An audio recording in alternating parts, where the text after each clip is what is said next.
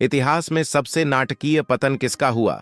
Justinian ने 5वीं शताब्दी ईस्वी में रोमन साम्राज्य को लगभग पूरी तरह से पुनः जीत लिया था। इसके बाद उनके साम्राज्य को सुपर वाल्केनो प्रेरित परमाणु शीत ऋतु ने तबाह कर दिया, जिससे इतना भयंकर अकाल पड़ा कि नरभक्षण की स्थिति उत्पन्न हो गई। फिर फारसी सम्राट ने आक्रमण किया, उसके सबसे बड़े शहरों में से एक को जला दिया, पूरी आबादी को फारस ले गया और शहर को बिल्कुल वैसा ही बनाने के लिए उन्हें पैसे दिए, विशुद्ध रूप से जस्टिनियन का मजाक उड़ाने के लिए।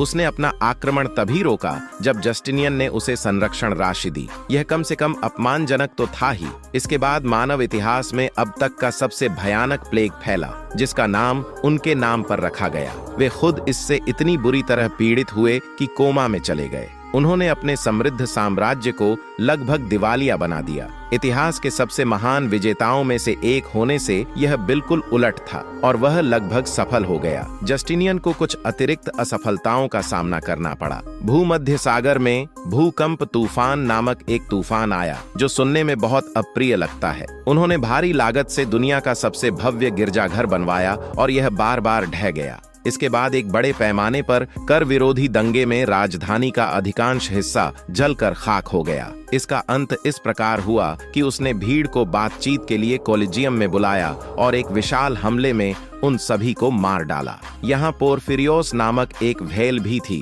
जिसने 50 वर्षों तक राजधानी की ओर आने वाले जहाजों को टक्कर मारकर डुबोया था।